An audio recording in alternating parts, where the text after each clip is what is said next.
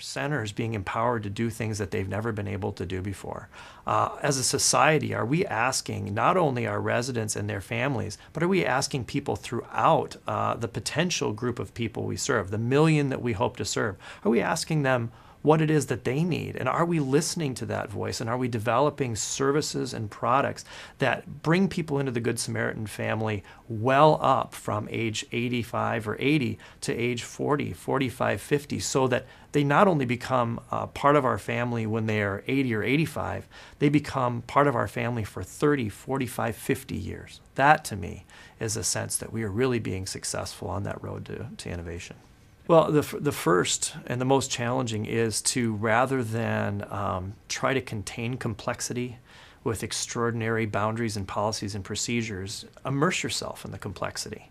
That's one of the hardest things for an established organization to do, is to say there are 23,000 individuals in our organization and we need to sort of establish the rules of the road for those 23,000. Instead, how are we meeting those 23,000 staff members where they are? How are we meeting those 27,000 residents, those people who account for their care, or they count for their care on the Good Samaritan Society?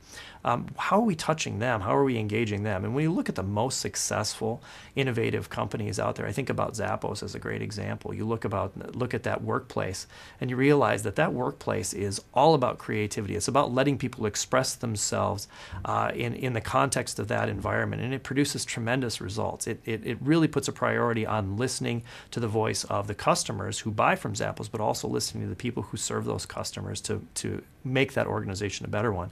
I think about Mayo, I think about 3M, and I think about connectivity. One of the challenges, I think, or it's a perceived challenge, is that we're spread around the country, the Good Samaritan Society is, and we've got a hub in the upper Midwest in Sioux Falls, South Dakota, and sometimes it's just easier to isolate ourselves in that environment because it's already complicated enough to manage 240 plus locations. To imagine lots of connecting partnerships can be a challenging thing, and so we have a tremendous opportunity in modeling what goes on at Mayo and 3M to be a really important connecting element, to reach out to people who do things we don't do, to reach out to people we would have never anticipated reaching out to.